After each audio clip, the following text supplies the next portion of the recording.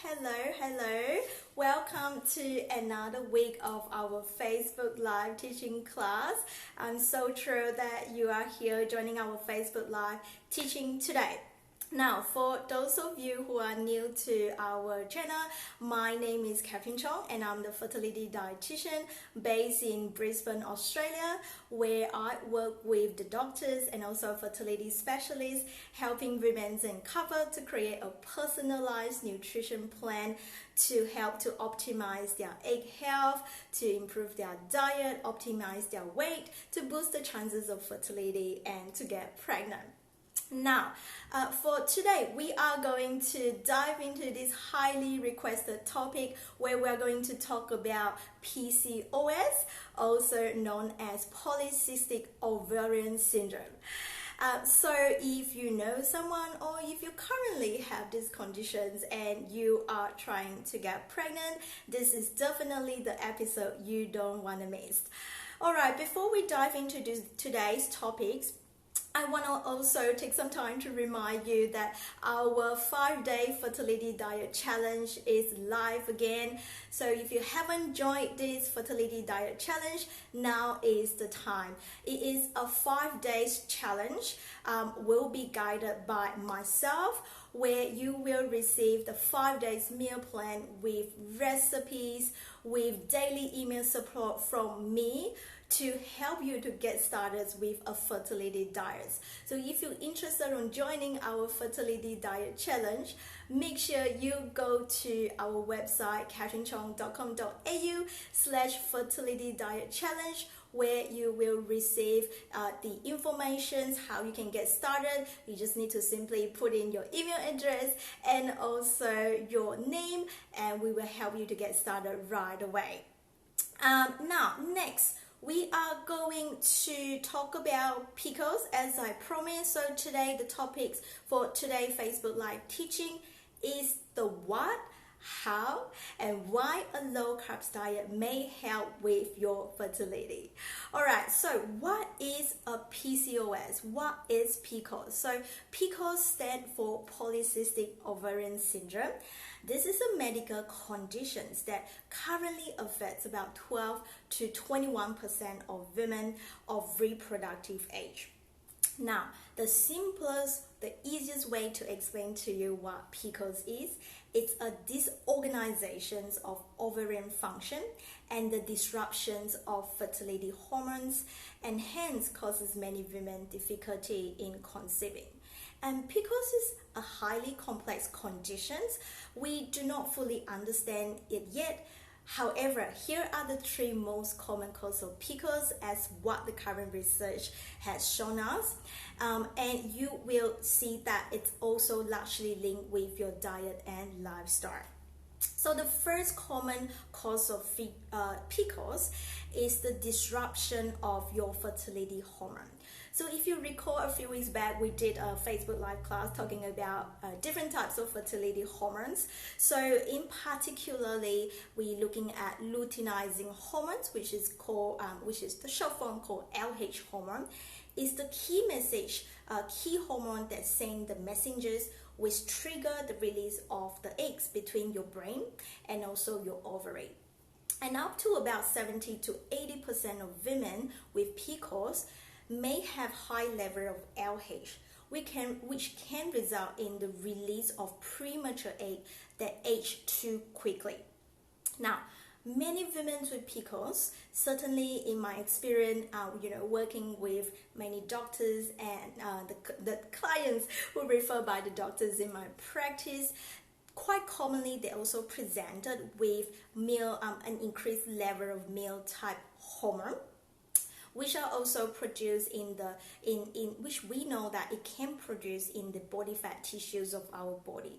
So if you carry an excessive amount of body fat tissues, that can also contribute to the increased level of male type hormone, and hence result in some of the common features in PCOS like acne, abnormal hair growth, or irregular periods, and hence impact on your fertility.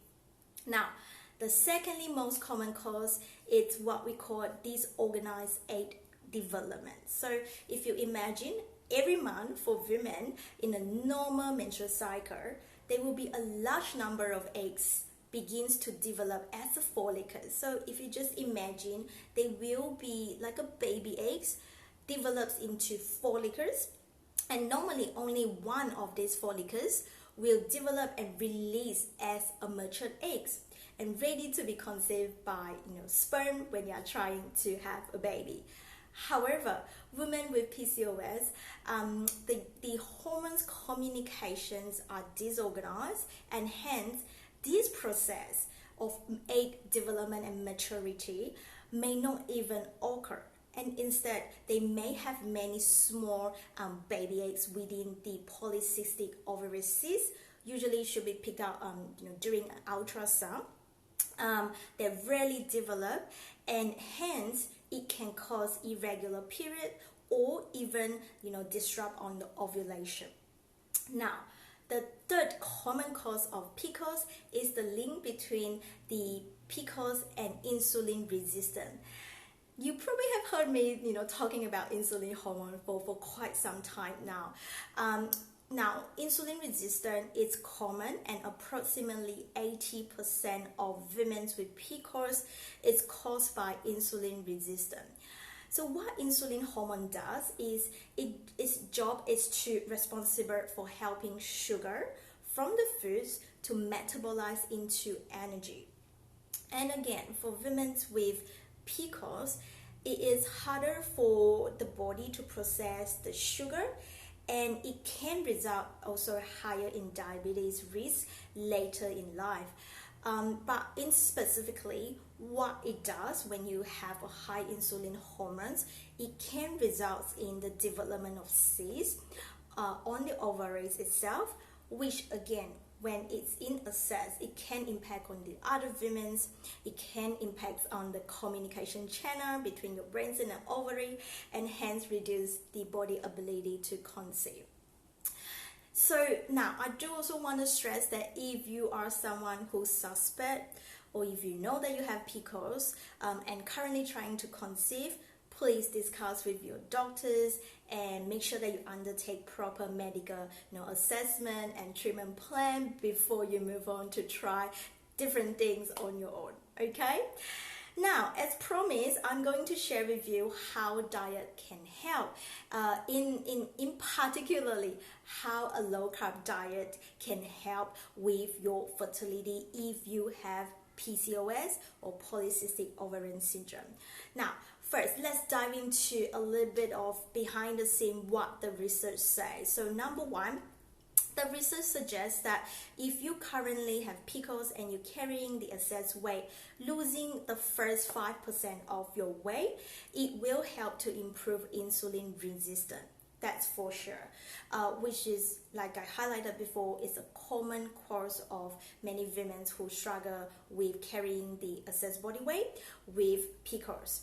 Now, number two is the research on your carbohydrate intake from your food.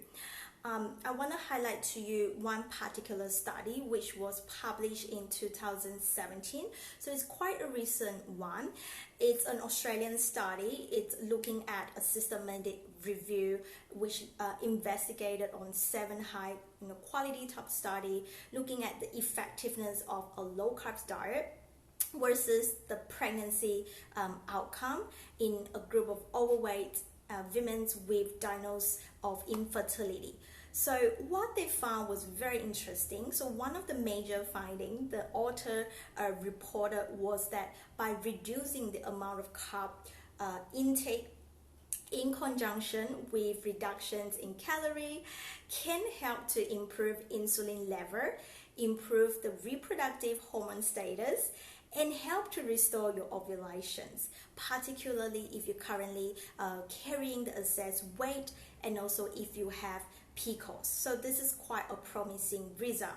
Now, I do want to highlight though, it is still unclear from the study how low the carbs should be, how long should someone stick around for low carb diets, and also the effects on a very low carb diet, which we call the keto diet, we are still unsure what is the influence of the impact of ketosis on the egg quality and pregnancy. It is still remain unclear. So I guess that, look, we are not talking about asking you to go on a very low carbs diet right now, but it will be worthwhile. Definitely start to think about if you are having, excessive amount of carbs, or if you are having unhealthy type of carbs, which I'm going to explain to you what exactly they mean. That will be some, for you, something for you to think about. All these steps, how can you improve your diet better every day to help to manage your PCOS and hopefully to increase the chances of you to conceive. All right, now let's move on to how to cut the carbs the easy way.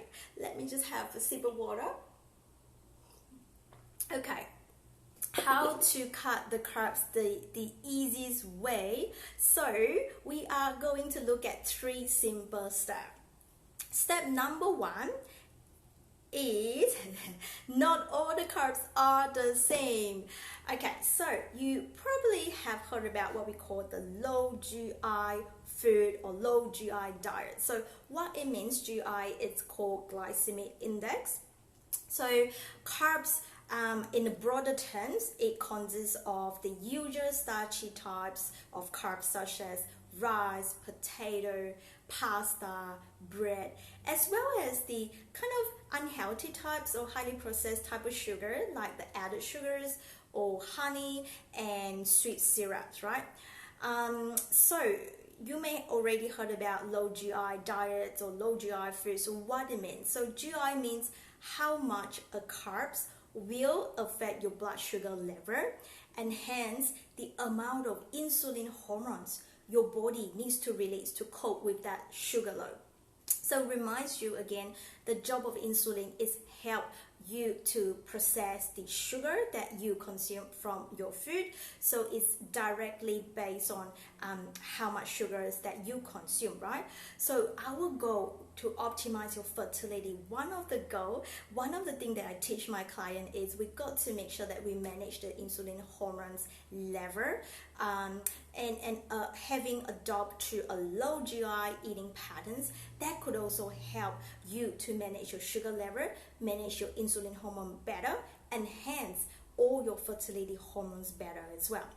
So generally speaking, a low GI diet food, it's what we define as anything that the ranking as below 55 or less. High GI food will be anything that will be higher. So the low GI of the food, the lower the glycemic index of a food, the better type of carbs it is. However, though, there's one thing that you need to know when it comes with the GI. It's not just about the GI of a food, the amount of carbs in a particular food also counts. Say for example, if you take potato as an example. So potato has a high GI of around 90, right?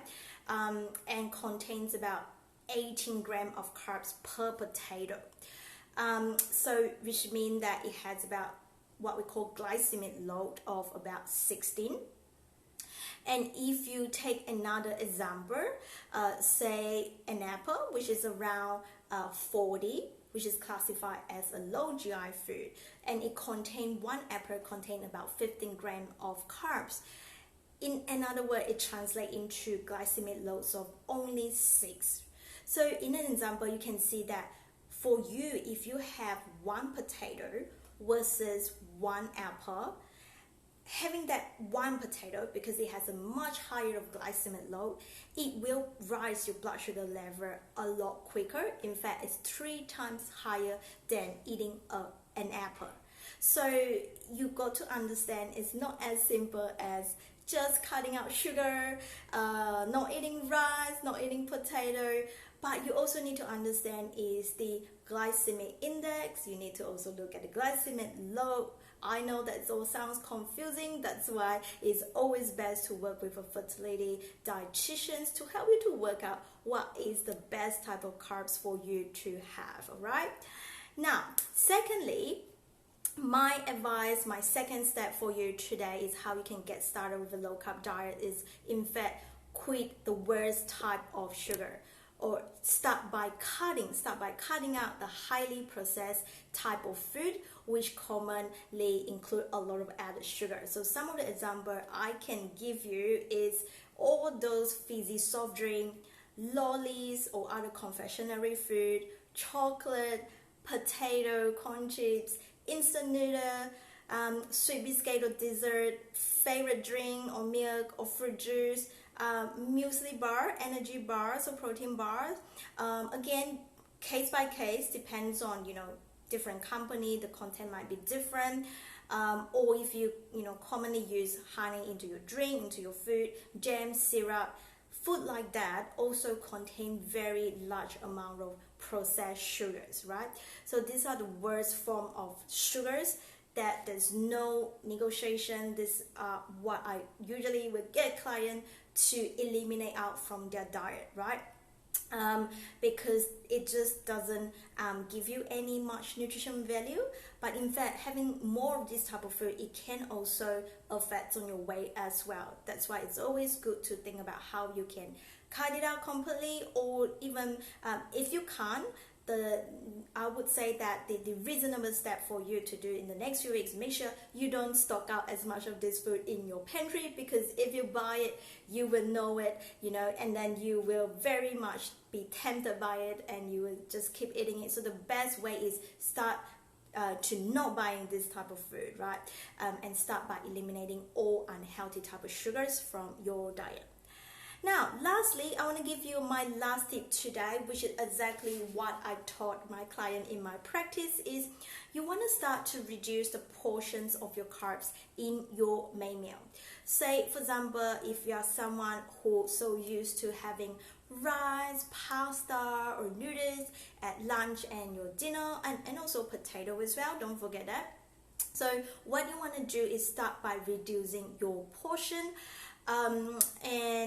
or try to switch to a better type of carbs, which is the low GI versions of rice, for example basmati rice, or swap white potato for the golden sweet potato. So these are the very, very simple steps that you can get started to help to improve your carbs. Now, in terms of the daily amount, like I say, we're not looking at a very low carb diet or get into ketosis at this stage, but as a general rule, if you are someone who have been tracking how much your carbs intake, as a general rule, how do we define as a low carb diet is we want to have your overall carbs intake below about 40% of your total calories intake, but we still want to have roughly about, say, 20% of your carbs intake from your diet, because if you do reduce furthermore, like I say,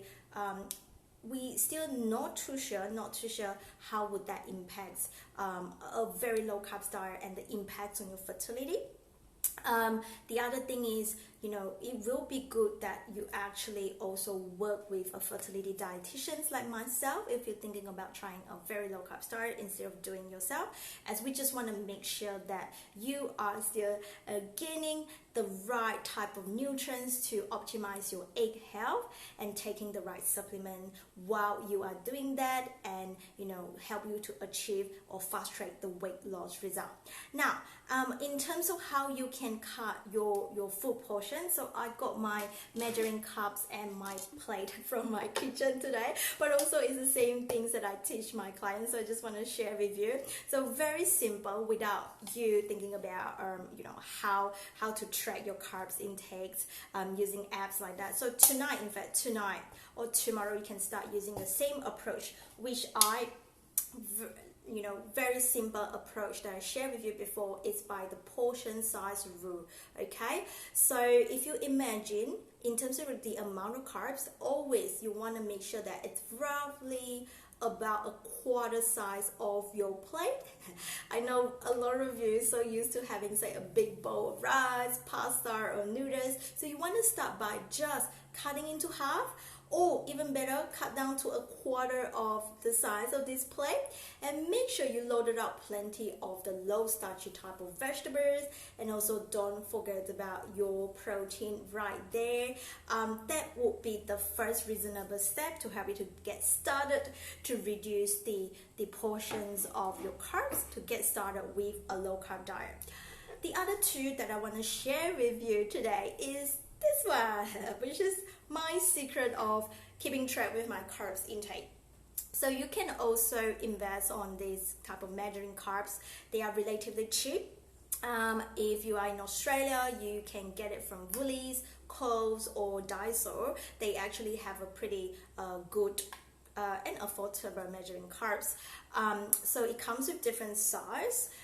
So instead of a measuring a weighing scale, which you can do as well if you would like to, but say for example, when you cook a large quantity of rice or noodles or pasta for your family, but for your portion though, you can use one of these measuring cups and just measure it before you dish on your plate. So the rule are for rice, pasta or noodles, no more than 1 cup. That would be your goal per meal. Okay, less than 1 cup of cooked portion, that would be your goal per meal.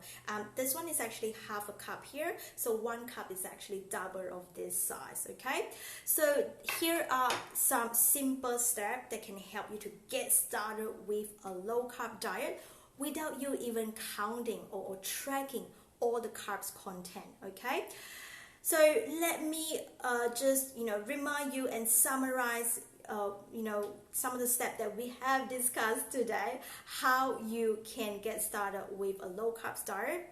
So number one, with PCOS, we talk about what is the current evidence and why you should reconsider looking into a low carb diet. And the secondly is how you can get started with a low carb diet. So we talk about is number one, you have to choose the better and healthy type of carbs. Number two is you need to start to quit all the unhealthy sugar. And number three, you want to start to work out what is your ideal portion size or amount of your carbs per meal or a day. Alright, so I hope you will find today's teaching useful, especially if you are someone who has PCOS and currently trying to get pregnant, or if you know someone around you. Please feel free to share today's Facebook Live show with someone that you know currently have the similar conditions. Now, it will be also worthwhile to speak with a fertility dietitian and myself to really look into how to create a personalized nutrition plan that tailored to your condition, but also help you to reduce the overwhelm and stress, help you to figure out the step-by-step blueprint to help you to achieve your fertility goal. Now, I do offer a 15 minutes free nutrition assessment call. So if you are interested, please go to my website at katrinchong.com.au/book a consult. That's where you can book a time with me. But otherwise, I look forward to seeing you next week. And don't forget to join our free fertility diet challenge. It is live right now. We have more than 500 women have joined our challenge. It is certainly exciting for everyone and for me. So go to my website as well, /fertility diet challenge. That's where you will find the information. Now, before I go, I am curious to hear from you. I want to know, what is the one thing that you are going to do this week as what we have discussed today live show. What is the one thing that you're going to do this to help you to get started with a low carbs diet? Until next week, I wish you all well, and I will see you again next week. Bye for now.